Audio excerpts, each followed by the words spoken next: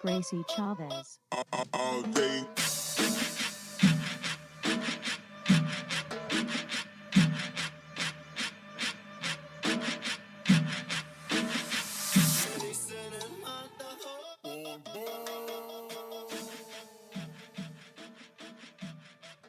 Happy day, my fabulous vibers. Welcome back to my podcast where I believe that every woman deserves the freedom to craft the life she wants and the guts to go after it.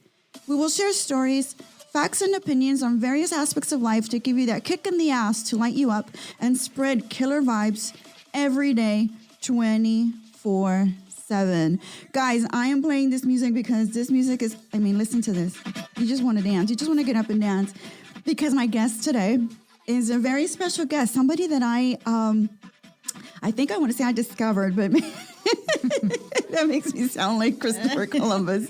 No, somebody that I learned about, and actually I was following you for a while, Gracie, before I met you in person, so I kind of had a little bit of a fandom going on, a little bit of like, I love her music, so this is the kind of music I like to dance to. Like, I'm the girl that goes to a party, and I will ask the DJ to put some Sonora Tropicana or some Sonora Dinamita, right? Because I'm that girl, yeah. Right? I'm the girl that dances that music. Shout out to Margarita. Yeah. I love it.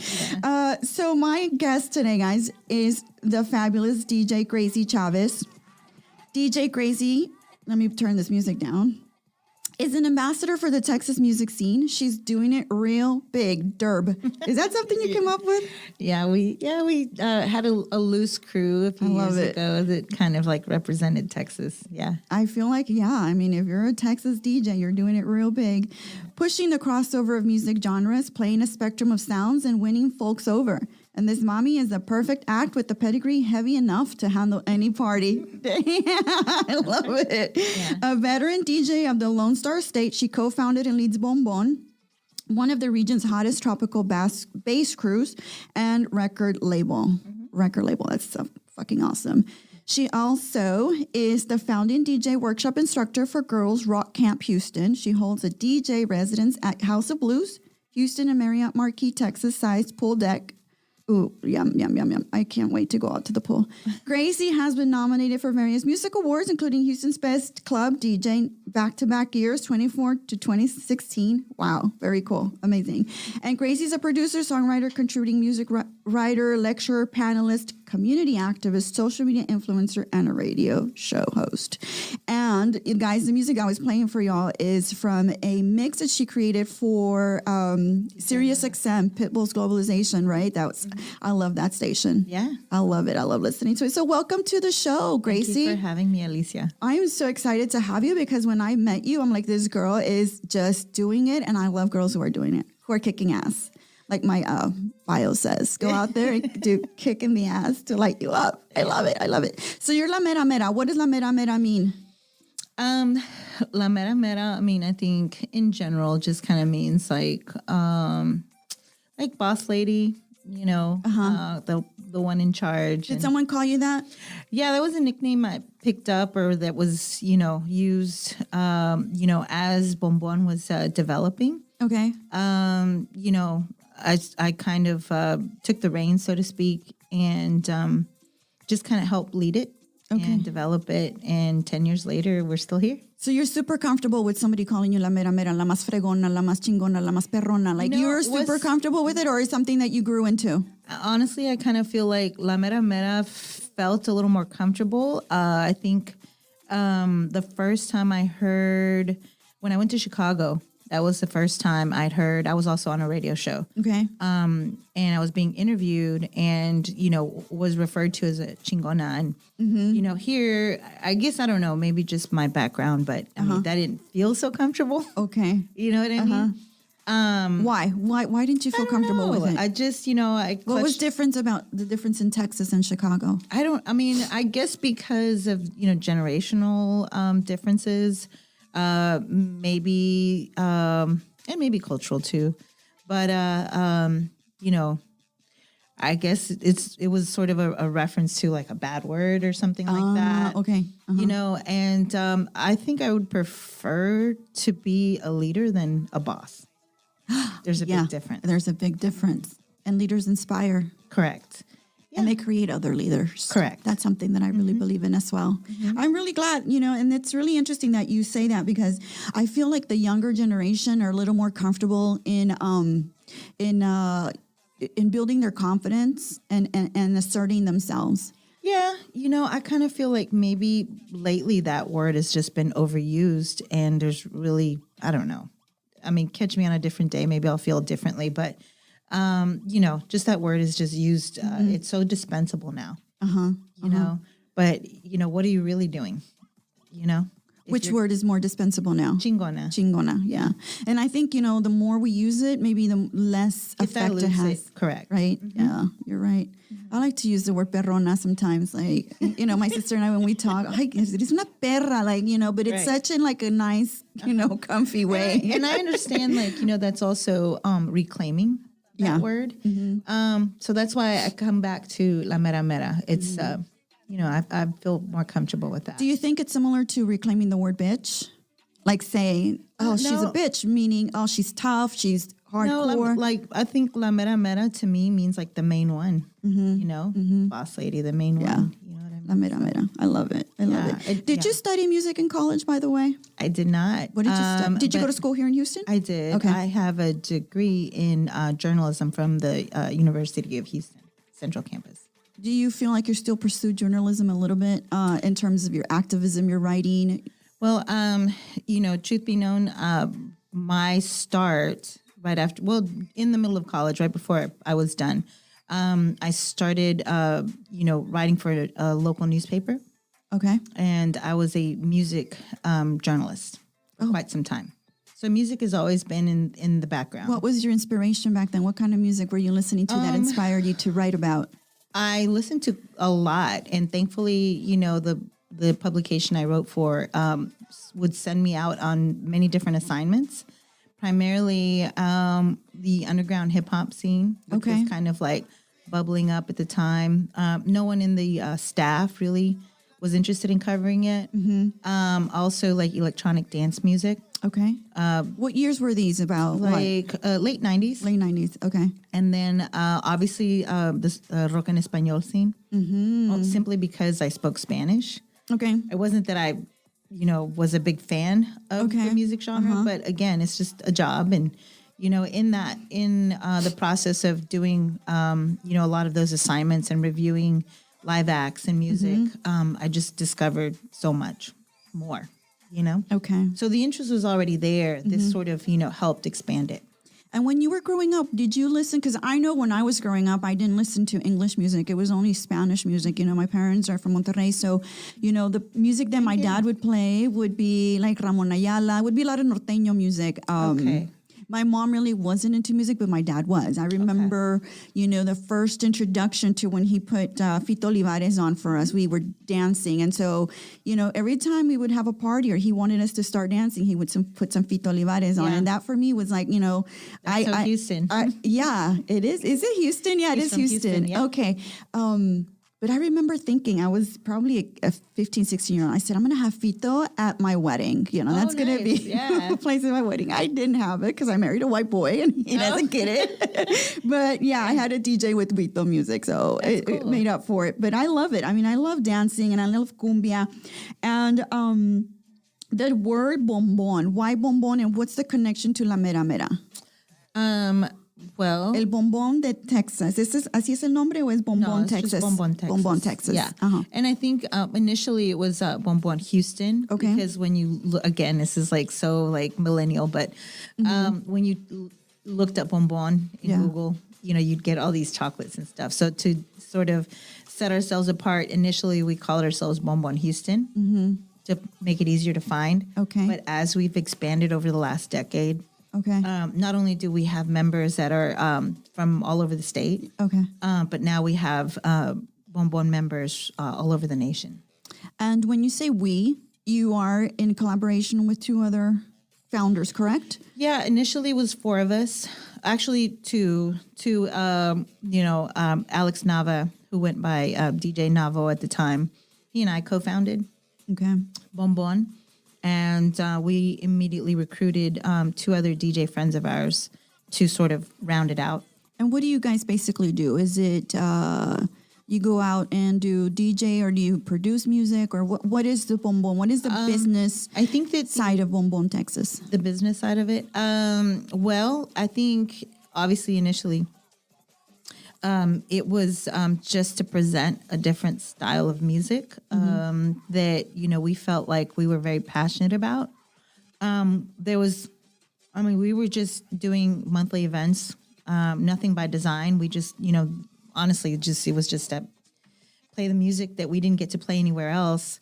Which was what kind of music? I mean, you're saying it was a unique way of creating music. So how were you doing? Were you mixing certain music? Were you... Right. And so, over a decade ago, when you said Latin nights, what you really meant was a salsa night.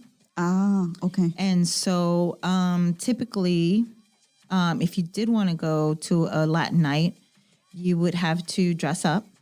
There was typically, dress code. There was a, big cover at the door. Even if you did get past that, inside, you didn't have to be a fabulous dancer, but you definitely needed to know how to, dance salsa if you wanted to partake in, the celebrations there. And it was just, I don't know, it was just a little more limited or restrictive depending on who you were. And you didn't like that?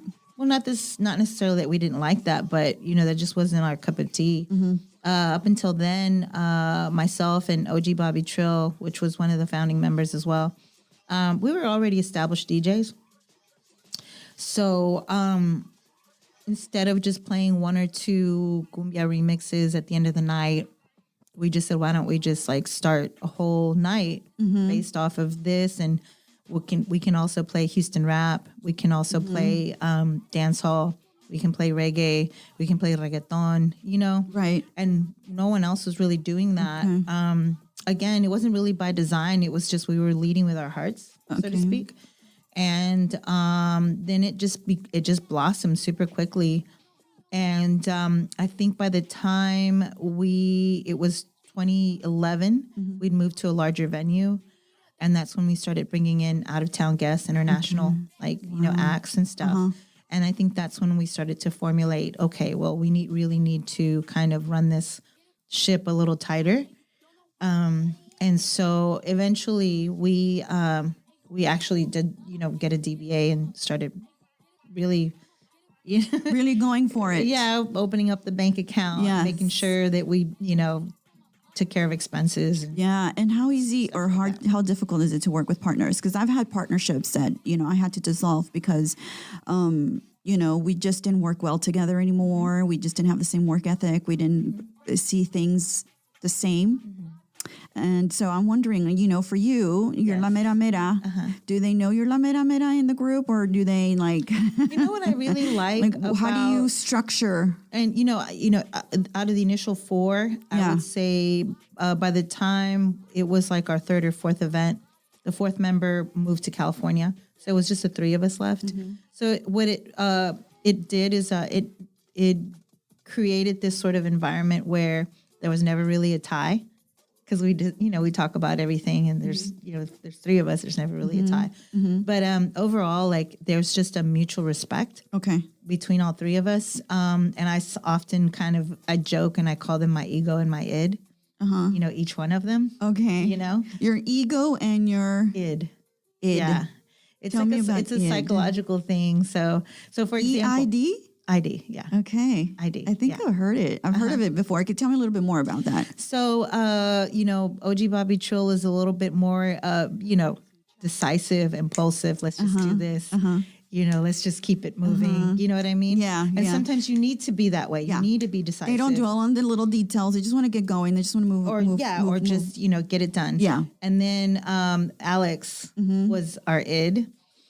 He was a little more pensive. He was a little more diplomatic. Let's, more thoughtful. And so it was a great balance. You know what I mean? And they're both guys. And you're the only girl.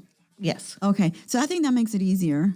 You think so? I think so, because I think I've worked in partnerships with other women, and there's always clashing, and there's never, and I don't know why. I'm not really sure what happens, but I think there's always a pull and push, like a serious pull and push, and nothing ever gets accomplished because there's always some problem that we're trying to figure out and like move forward. And guys are a little different, I think. And you know, we can certainly bookmark that because yes, I've this partnership set the baseline for me, and I'm happy to say that after 10 years, we're still working together.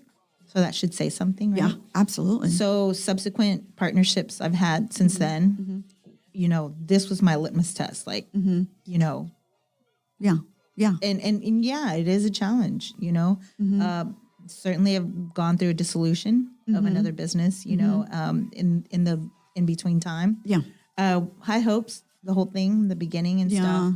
But again, you know, the ego and the id, you know what I mean, comes into play. Had to be decisive. This isn't really what I want to do anymore. Right. This isn't like the partnership I thought, you know, was going to be.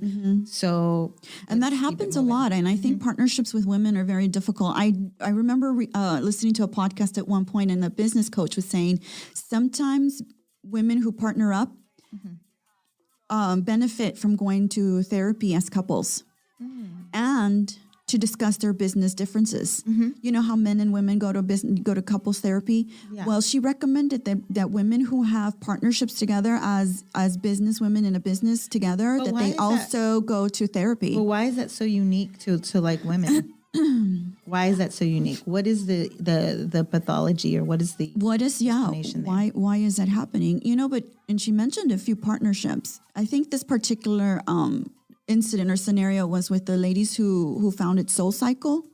And I think they were both friends, and they both wanted to do the same thing, and they started it in New York, but they had so many differences that they were going in so many directions that they actually went to a therapist. But I'm not sure what the pathology is. I mean, it's happened a lot where I think you know, it's a lot of like tripping the prom queen. You know, why is she getting more opportunities? Why is she getting called to do more things? Why is she getting more gigs? Why not me? I think why isn't that, you know, rinse and repeat for, let's say, a partnership between two men? Why wouldn't that? You know what I'm saying? Yeah, and I've had a conversation about that with my husband too. I'm just curious. You know, I know, don't know curious. the answer. I know. I don't know the answer. But it's always it's a good question to ask, and I've had that conversation with him a few times, and he says men have the same issues. They have egos. They have big egos. And if somebody's idea isn't taken into consideration, they get very pissy and upset, but then they move on. And I think we tend to hold on to grudges a little bit longer. I don't know. It's a good question for a psychologist. Maybe we should ask somebody that question, why that happens. But I had a partnership with another woman, and I just couldn't handle it anymore. I just had to dissolve it. And yeah, we had opened business accounts. We had opened we had everything, a bank account, you know, all that. And it's just very, very just strange. But yeah, it's a really interesting way to look at it. And so that partnership dissolved. And so you continue now with this partnership, and it's been going on for 10 years. Right. Yeah. Wow. This has always been, you know, the undercurrent. I guess this is always like, you know. And why cumbias? I want to go back to that. Why is that? And because you said, fuck you to salsa. You said, I don't want to do that shit. Not necessarily. Yeah. No, you wanted to do it. No, it wasn't a fuck you to salsa. Okay. It wasn't. It was you were reasserting what you really were. Yeah, like I said, it wasn't a fuck you to anything. It wasn't a reaction to anything. Yeah. It was just a preference. Okay. You know what I mean? Which, by the way, let me just say this. It doesn't have to be like fuck you to anything. It could just be that's what I like. Yeah, that's what absolutely. I love. I love and that. I think, for me, my love for music began obviously as a child. My dad was a huge record collector, also from the Monterrey area, both my parents. My dad grew up listening to a lot of American music, like Elvis Presley and my dad introduced me to the Beatles. The Beatles as well. And so he had a lot of 45s. In fact, my cousins, who were a lot older than me, would tell me that they loved visiting him at my grandparents' house when he was still living. He was the youngest. Would always bring like the records out and dance with them. You know, era bien guapachoso. He's real, he loves dancing and stuff. But growing up, you know, obviously he continued with his record collection. Sunday mornings, he'd play music for my sister and I. But his music was pretty diverse. we didn't grow up with Tejano music. We did not grow up with regional norteño, like any of that stuff. My dad certainly listened to, obviously, like sonideros and cumbias and fito as well. But he also listened to the Bee Gees. And he also bought me my first Michael Jackson album. Amazing. So my dad's pretty open-minded. I love that. for a Latino. Yeah. So he was very open-minded, played a lot of disco. He loved a lot of disco. Yeah, I love that, Gracie, because that's very relatable to me. My dad was the same way. He was super open-minded and wanted us to learn about so many different things. And even though he was such a norteño, Ramon Ayala kind of guy, he would introduce us to the Beatles as well. And he would tell us a story of when he came over and the first song, like Yesterday makes him cry every single time he hears that song, because it just reminds him of that moment coming to America and just realizing he was by himself. And that song was just so nostalgic for him that it just made me nostalgic for him as well. So when he would tell me the story, I was like, oh, I would. And so every time I hear Yesterday, I feel like I'm him. There's a connection between people and music. And it's interesting that you had such a vast repertoire, even as a young girl, because you were introduced to those things by people around you. Yeah, and he would listen to Los Angeles Negros too, and I thought to myself, wow, that's the range, you know what I mean? Like something is, I guess melancholy is that, and then turn around and listen to a disco song, Donna Summer or something. I love it. Oh my gosh. But I think that's really where it started. Obviously, in my grade school and middle school and high school years, did a lot of my own exploring, just love music, period. And as, first generation, Mexican American, it was really hard for my parents, to afford a lot. So, this kind of ties back into Girls Rock Camp, but I'm assuming that, had that program existed, back when I was younger, that I would have loved to, participate in something like that, because I feel like I missed out on either learning, instruments as a young child, where I think that would have helped me come out of my shell or blossom a lot sooner, at least artistically or creatively. Yeah. And music is so important, and it's one of those things that just gets cut in schools. So fast. And I think that, there was not that it was self-imposed. It was more self-imposed than, my parents saying, hey, you must choose a reasonable or, profession or whatnot. But I think that, the music thing has never seemed to go away. I haven't been able to squash it or quell it or anything. It's just always kind of seems to bubble up. And, I think there's something happening also in their culture that, parents are starting to realize that their kids are not, little copies of them, and they're not little robots either. You can't just program your kids to be what you want them to be. I think intrinsically have already an inclination to something.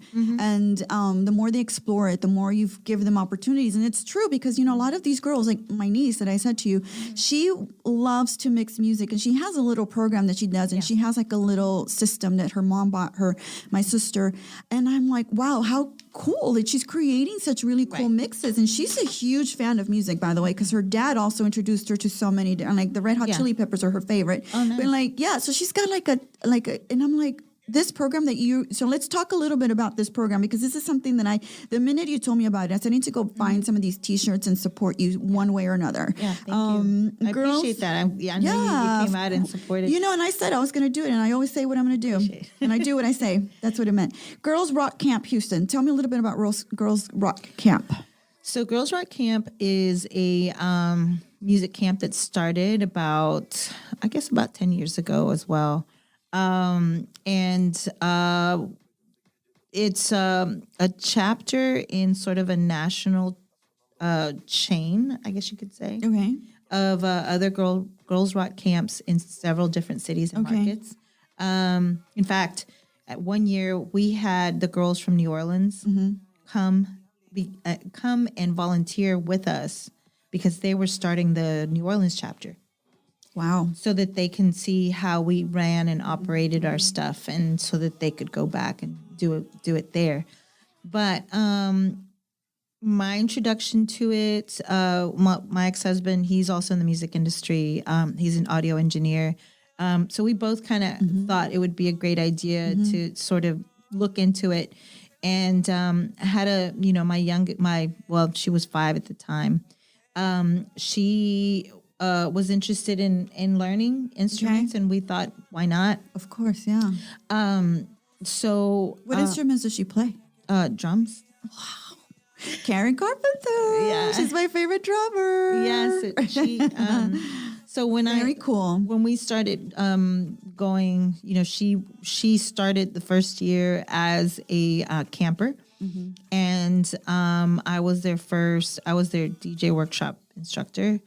So yeah, every summer for a whole week. And let me just say that the program isn't designed to create the next pop group.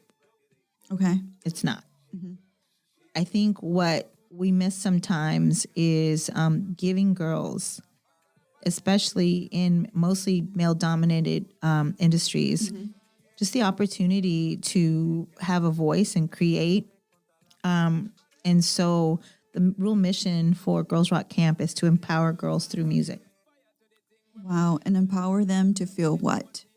To feel like they can do anything, be themselves, be weird, be fabulous, be Express their... correct. Yeah. You know what I mean? Because I think a lot of times, and I think more so in the Latin culture, but, let's just say, 3,000-foot view. I mean, it happens quite a bit where you encourage girls to be the smartest and, in grade school. And then at some point, when puberty hits, it's kind of like they dim their light. That's true. I was a middle school teacher, and that absolutely happens. And I'm like, why? Why? And they're very self-conscious. Their confidence gets a big hit, and they don't feel confident anymore. And I think it has to do a little bit with their body changes. They're a little afraid of showing too much or being...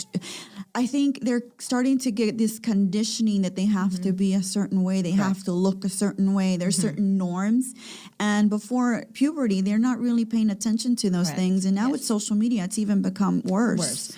That it's just... And I know this from having, been a middle school teacher and a high school teacher where, even when you spoke to them, boosted them, gave them every possible motivational speech you can give them, they were still, not happy with themselves. They were still not proud of their accomplishments. They were afraid to even share when they did something good. Right.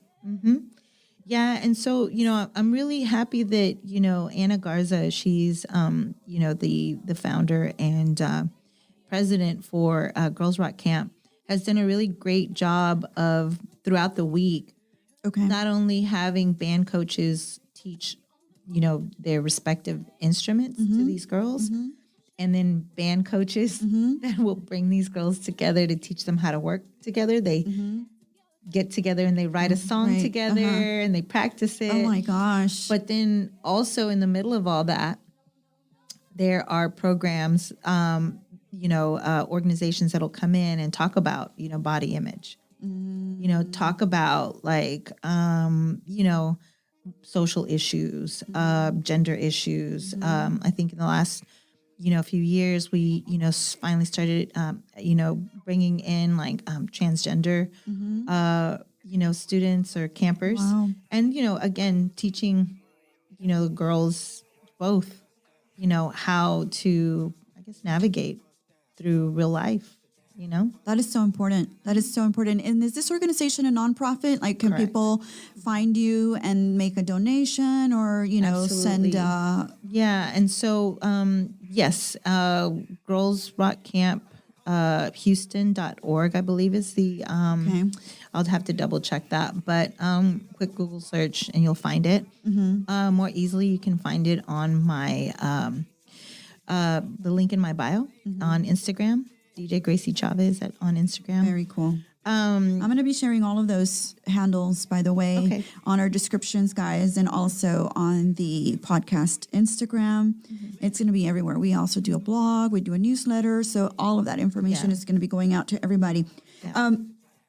Gracie, what do you see as like the future of music, the future of DJs, the future of beyond 2021?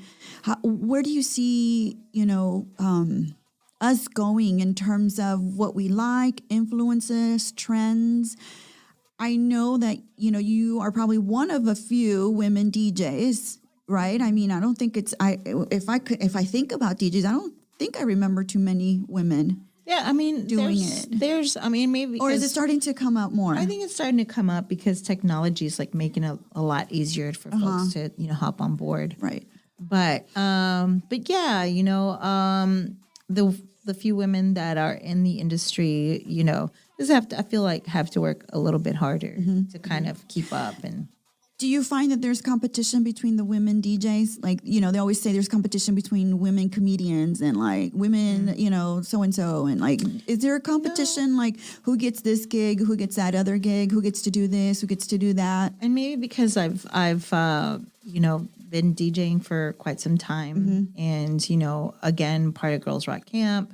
I have 2 young daughters as well. Maybe that's the case with a younger set of like up and coming or aspiring like DJs. But I sort of feel like the real competition is not only with other men. Okay. Because you have to like prove yourself. You almost have to like double prove yourself. Yeah. You know what I mean? Do they tend to be nasty to you all? Oh, no. And like, who do you think you are? What are you doing here? No. And, I think, no, it's not even that. I think a little taste of what I got in the beginning when I started was more like, let me help you with that, honey, situation. A little more, a little condescending, but like, what do you know? That kind of right. thing. Do you know how to do this? And, and so things like that. But I think that I feel like I've transcended that. I think over the last few years, and this I think is just maybe unique to me. But before it was, a challenge to try and like, be at the same level as like my peers. And now I think in the last few years, I feel like they all treat me as equals. Okay. And you have longevity. You have a track record. Yeah. And I think I was going to also add that the competition is really within you. Yeah. You know what I mean? Becoming better and better for yourself. Yeah. And yeah. And how can we express that to the younger women or to the women who are just constantly on the search for becoming this or becoming that and better than her? Because it happens so frequently that you're like, you should really work on yourself and really like gauge how your own benchmarks and push those benchmarks, push those accomplishments and push further. And I think that's something that, I don't know if maybe it's generational. I don't know if maybe it's cultural. I'm not sure. Society does that to us. Yeah. And I think for me, again, just because I'm a mother of 2 girls. How old are your girls, by the way? 18 and 13. Wow. The same like me. I have 2 boys, 18 and 13. I think that you have to have a certain amount of patience and hope that they figure it out. Because I do see a lot of the newer set of like DJs, and not just women, not just girls and stuff. And you just have to be patient and just sort of sit back and kind of see what kind of choices they're making. It was, you can, I guess what I'm saying is like, at this point in my career, I think I've become better at recognizing that up and coming talent that is serious about their work and not there for the applause. Right. Ooh, so it doesn't matter what gender. Doesn't matter, yeah. Yeah, it just, and you could see it. You can see it, I mean, it's just experience. You know what I mean? And how can you tell if somebody has the aptitude for this or has the aptitude for, mixing music or mixing beats? I mean, tell me about that. Like, how do you determine if a girl has that capacity to reach further, move along the ranks, or do you just allow them to just have a good time and do it for fun and not have it be a career and become, a top DJ in the world? I mean, all of that. Okay. But, the folks that are going to have longevity in it are those talented folks that are going to go back each and every time and continue to practice and work hard. Those are the people that are honing their skills, basically. Correct. And not just, posting photos for the Instagram. Yeah. My son, my 18-year-old, for the longest time, my husband and I were like, so, not because he's a videographer. He does music videos and he works with a lot of rappers and a lot of kids, that are rapping and doing their music, and they produce their own music. They have little studios, because nowadays with a computer and some good systems, you can create some stuff. And we were like, Alex, are you sure you want to do that? Are you sure that's something you really want to do? Like, we were in our head wanting him to pursue, I guess, a traditional role in sense of, how he's going to make money. And my husband's in business, so he's always been like, business. And one time we were just like, we have to go see a therapist because we can't figure this out. And she said, you just have to let him lead, let him find his way. You can't keep wanting to mold him into what you want him to be. And honestly, he has shown us to have such a talent for it.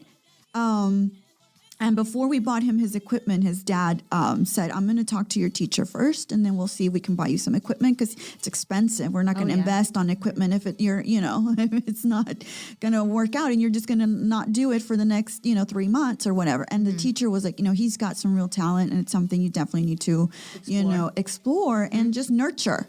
And I think we forget to nurture our kids and their own little talents. And it's not what we want them to do. It's what they're inclined to do. And if music is something that they're inclined to do, why not? It's like growing plants or growing flowers. Or, you know what I mean? I become a plant mom over the quarantine, the last year and stuff.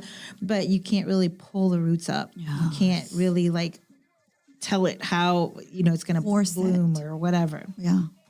Force it. You have to feed it a little sunshine, a little water, a little play some music for it. Play some music for it. So talk about music and mental health for me a little bit, because I know during the pandemic, a lot of women were trying to find outlets for themselves, trying to find ways to relieve a little bit of the stress. I mean, we had our kids at home. We had virtual schooling. We had husbands at home. Everybody was living together. Yeah. I find that for me, music is very therapeutic. I find that when I'm feeling super down, frustrated, stressed out, I'll play something that I'll know. Well, like Karen Carpenter for me, if I play Karen, I will start to feel happy and joyful. Wow. Okay. And, there's certain things, and so do you find that happens a lot in music and people tell you these things, or is it just me that I just think it's therapeutic? I think this whole... they'll say your mix, Gracie. I mean, wow, I loved it. I listened to it 1,000 times. Just a side note, I've caught myself when I've listened to older mixes or stuff I've done in the past, I'm like, wow, that was either that was really ballsy or that was really wow, o sea, ¿dónde me salió eso? You know what I mean? Yes. But I'm glad that no one was there to say, no, don't do it, or whatever. This past year has probably put a spotlight, not just on music, but I would say artists. Because I think it's been a really tough year for creatives. And, going back to March, April of last year, essential worker, that label was being used so often. And it does something to the psyche, where, okay, as my significant other, is an essential worker. He works out at the port. Okay. And so what does that say to creatives, or what does that say to, other that they're folks? not essential? They're not essential, not important, all of that. So, I'm going to quote Erykah Badu. it's like, we're artists and we're sensitive about our shit. Yes. Yeah, and I think artists just also have I don't know, for me, I feel like there's a responsibility to nurture artists because they're the ones that bring the light to and bring a little levity, bring a little happiness, bring a little joy. Yeah. They're not indispensable. I don't think they're indispensable at all. I think they fulfill a really important component in our society, and that is bringing us creativity. Creativity brings us a little bit of joy. I mean, who creates the movies? Who Right. creates the music? Who goes out there and, does those things? Yeah. It's the creatives. And I think that also maybe 10, 20 years ago, we were not as open-minded about mental health as maybe we are now in the tie to the arts and creative, individuals. And I think now it's a lot easier to connect those two, and it's a lot easier to open up and have discussions about it, because I think even in the, Latin culture, I mean, taboo, right? Yeah. Mental health and therapy. because it's, in our culture, it's like, down a few beers, knock back a few margaritas. Yeah, you get over and it. That's how you deal with Or it. just get over it. Yeah, that's how I did it. I got over it. You can do it too. Sure. And that mentality of perpetuating the cycle of I didn't need the help. You don't need the help either. Or, Right. just come talk to me. I'll fix it for you, in really nasty, condescending ways and horrible ways of seeing things. But I think we are moving in an era where we are appreciating life and the little bits of life a little bit more. I think the pandemic is really causing us to see things in a more holistic way and not individualistic anymore. Correct. I mean, Yes. to me, for example, I have a store and I have a boutique. I really started to move away from fast fashion and started doing more slow fashion. And now I really do more resale. Now I do more investment pieces, just because I started to feel like I have more of a commitment to my planet, to my earth, to my life, and doing things with purpose. Yeah. And my events now, I used to book events and do events all the time. And proceeds now go to charities. And now I find ways where I can support, philanthropy even more than I used to before, just because I realize how important those organizations and those society and those parts of society are so important for us, and complete a certain component of that. Gracie, I want to tell you how I admire you. I'm just in awe of everything you've accomplished. It's an amazing, wow. But I want to just go back and say how people can reach you. How can we find your music? I've been playing your music this whole time because I want people to just, jam it out as they're listening to us. But how can they find you? What social media handles can they go and search you? My two primary social media channels will be on Instagram, DJ Gracie Chavez with a Z at the end, and Bonbon, Texas. BOM as in mom, BON as in Nancy, I guess. Yeah.